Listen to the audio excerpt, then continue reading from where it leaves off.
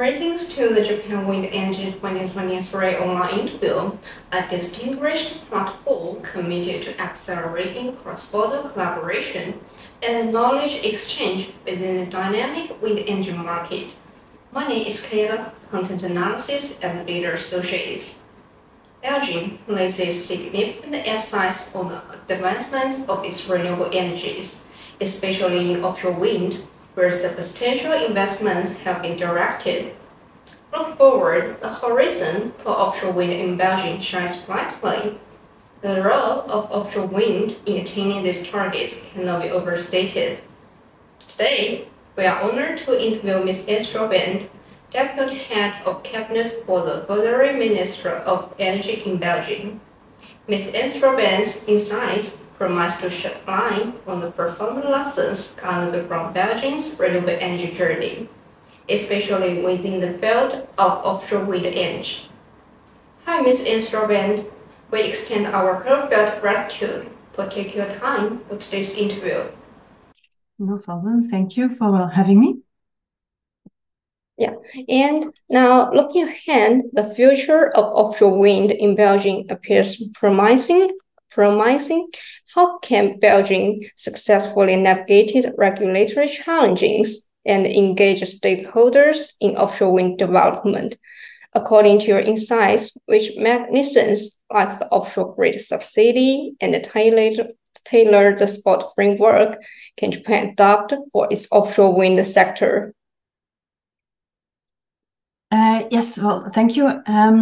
Belgium is, of course, since long active in offshore wind, playing a pioneering role for the first further shore offshore wind farm called Sea Power. That was the first one. And the initiative came from Belgian companies, innovators, supported then by the government. And I think both ourselves as the Belgian companies learned a lot in that process, where also Japanese companies invested in our wind farms here, hopefully also learning how to do the business. And I would say one of the main challenges, but we come to that later on, I think, is the grid connection to connect the offshore wind farm to the coast and the consumers. This caused also a delay in the first wind farms, but luckily also there was a really good cooperation between the wind farms, the developers, the transmission grid operator, Elia in our case, and this was also executed successfully. Later on, the following wind farms were not supported only by a fixed fee, but then we transferred into a system of LCOE approach. So meaning that there was a guarantee on the income level, and depending on the electricity price, that support was evolved so to guarantee one specific level. And then, of course, with the market prices going up last year, we've seen that actually market prices went above the levels that were promised in offshore wind. And then last year we transferred this system into a two-sided CFD, again, bringing all partners around the table. So the wind farm developers, the government, the off-takers as well. And we have made an agreement so to transfer into a two-sided CFD so that they, at high prices, pay back the government. And in return, there were also a few guarantees given back for them to cope with the inflation, the higher costs that they are facing with the challenges that we have seen also in the supply chain currently. And then, of course, we are also looking into our new zone for offshore wind, which is called the Princess Elisabeth Zone. It is 3.5 gigawatt, which we are currently preparing the tender requirements for, and also developing this zone to be installed by 2030. And there we have decided on a two-sided CFD mechanism in the tender, but with the possibility to also have a PPA, so a direct contract between the developer and an industrial off-taker, or even towards citizens, renewable energy communities. And again, we were pioneering in the beginning in terms of offshore wind from Belgium, but it is also the first time that this mechanism would be installed in a European context. So again, we are a bit innovating also on the regulatory side. However, integrating two visions which were put forward also by the European Commission in their last proposal for the market design, the market reform, which is of course heavily discussed within a European context. Of course, in terms of Japan, you know the situation much better than I can. What I can do is share perhaps a bit of reflections from a personal note, what to take into account in making the decision on the support mechanism. Because, for example, and these are personal notes, we've seen also in other European countries concepts like auctioning and seabed leasing, which of course sounds quite interesting from the regulatory point of view. However, sooner or later, these costs need to come into the production cost and the cost of renewable energy towards the consumer. While, of course, we need to pay attention that the main goal is that we bring this electricity as cheap as possible to the consumers and the households, taking into account also the fact that we need to develop a very large zone we have in the North Sea, close to Belgium, within Europe, a very high potential for offshore wind. And of course, the market mechanism needs to be aligned with that so that the next project does not somehow cannibalize the first project in terms of business case. So having some stability, which is a two-sided CFD, does give comfort to investors to actually build the projects and continue in the development, which is what we want to see at the lowest production costs. Giving these certainties can also bring some more calm, I would say, in the supply chain, because we have seen a lot of cost fluctuations, the inflation, supply chain issues that have been risen. So we also decided to allow for a certain inflation of the costs over the years in the support mechanism to cope with that, so that we again give enough comfort so that the developers can actually develop at lowest cost. Of course, the grid connection, where I came to, is also one of the elements that needs to be there. And actually, grid connection should be leading the planning. While now it's often a bottleneck, as we have seen in the first zone. Of course, the further advanced we are in getting these plans and getting this connection, the easier the wind farms can connect and have this long-term stability. And perhaps one last element is that we have also in our tender design put forward citizen participation, because in the end we need to get all the citizens involved in the energy transition, and we need to make sure that everybody can follow. So we actually want to stimulate that they get involved, that they can even participate, even own part of a wind turbine, get access to the electricity, so that we try in the tender to get everybody understanding the importance of this offshore wind development and the importance of the energy transition. Yeah, thanks. Thanks for your very informative sharing. And what strategies did Belgium imply for seamless offshore wind grid integration with its urbanized landscape? Given our awareness of Japan's varied geography, it might be worthwhile for Japan to consider drawing upon Belgium's expertise to improve its grid infrastructure. Yes, it's not an easy task. Of course, in terms of mainly the electricity infrastructure, of course, for the connections, we have a very experienced TSO, Elia, in Belgium, and they are making also 10-year development plans. So they look forward in time, seeing which investments are needed to make sure that all the connection capacity is there, which is needed for the policy of the government. But to be honest, I think we even need to look further than 10 years, certainly on a European context, because 10 years to develop a grid, it just takes time. So we really need to get ahead of the schedule, guarantee the wind developers these connections. We even need to go further in the planning still, but that is my personal opinion. But I hope we will get there together with the partners involved. But they are making really a 10-year planning with strengthening grid lines with rich interconnectors, are interesting, so that we can even increase our interconnector capacity, where we already have a very good interconnection. Even going up to building new lines, even new overhead lines, which we need, which is, of course, not an easy task in terms of permitting to asks from the citizens, but important to explain to everybody the importance of such a grid, because in the end, all the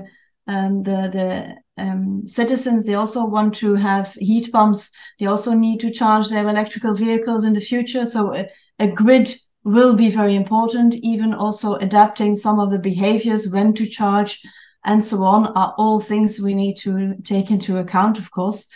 And extending also the grid development within a European context, within the North Sea. And we had the Ostend Summit also in April this year, laying the boundaries also for coming to this one offshore electricity grid in the North Sea, so that we can really fully tap into that potential of the North Sea, which goes easily up to 300 gigawatts.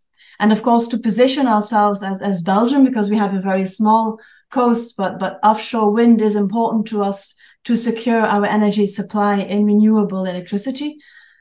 So we have decided also to build an energy island, an energy hub, to connect in the new zone, the Princess Elizabeth zone, so the 3.5 gigawatts to the shore, but also to incorporate interconnecting capacity to that island towards UK, for example, towards Denmark up in the north, and to connect then this energy from that hub to shore and to further develop into that concept.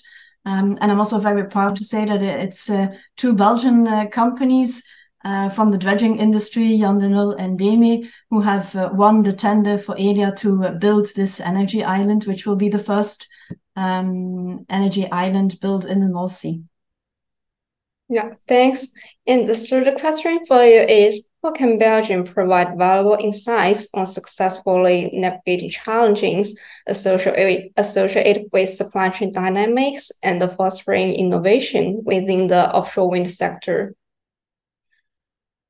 Of course, I think the advantage is that we have offshore wind farms. So we've gone through the development, the building, the operation, the installation, and of course come across a lot of problems to be solved, which triggers innovation as such. But we have a really good collaboration between the wind farms, the government, who is also having some innovation support mechanisms, as well as our knowledge institutions, our universities, that also have programs towards offshore wind, so that we really can work on innovative solutions. And of course, from Belgian side, our dredging companies are the most well-known. But we also have, for example, Smulders in Antwerp. They are building 40% of the worldwide offshore substations, or the offshore platforms for the offshore substations. So quite an important player in offshore wind, because of the experience that has been used and tested in Belgium. But also very smaller companies working on digitalization, on optimizing operational performances. Also there is a whole supply chain which is being built with the offshore wind farms. And I would say we don't have a small coast, so it is experience that is useful to use, that we are more than happy to export. And hopefully we can also assist other countries then with our companies and with the knowledge to further develop offshore wind. Yeah, thanks for your very detailed expressing. And finally, how did Belgium address environmental concerns and engage local communities during offshore wind expansion? What lessons can Japan draw from Belgium's approach, given its all coastal and marine consideration? So I would say, first of all, the onshore grid connection was the main challenge. Of course, giving also his own permitting procedures and discussions, which was really important to get that explained to everybody why we are doing this. And then the next part is, of course, the offshore part, where we are one of the first countries making a marine spatial planning. So that means that in the North Sea, there are dedicated zones for different users, so that there is also one zone, or now two zones, dedicated for offshore wind production. And we even have one zone, the Princess Elisabeth zone, who is for a large part in Nature 2000, so a nature protection area, which is, of course, very important that we have a close collaboration with the nature organizations to see how we can work together, because, of course, building offshore wind farms can have negative effects on nature, which we need to mitigate. However, it can also have a positive effect on nature, as we have seen in a lot of wind farms also coming out of the studies from the first wind farms. So trying to really maximize the benefits of the wind farms as well versus nature. And we have a really good and open collaboration with the nature organizations so that we can make that happen. We also have more environmental studies done as a government to make sure that we really understand the effects of offshore wind on the nature. This is information which is also publicly available, or at least will be. And we are also looking, as I mentioned, we have an innovative approach with the energy island. Elia is also investigating how to make that island nature inclusive in design, so that we can make certain adaptations to make sure that also the nature and the biodiversity benefits from what we are doing in the North Sea. And I would say, in terms of getting everybody involved, again, it is why we have put such a high priority for citizen participation in the offshore tender, so that also these aspects can be explained. What are the benefits of offshore wind in climate change, in energy transition, and what is being asked also from the citizens in terms of adaptation for consumers in terms of when they are producing or consuming electricity mainly. All these discussions need to happen, and we need to get them involved. So again, I hope innovation will also trigger to have everybody on board in this realization. Yeah, thanks. We really appreciate for your today's sharing. We embark on a journey to gain insights from Belgium's remarkable experience in offshore wind energy. On behalf of Japan Wind Energy 2023, I want to extend my heartfelt gratitude for Ms. Stroobandt for sharing her profound insights. Thanks again. I think this is all for today's interview. See you next time. Thank you and good luck.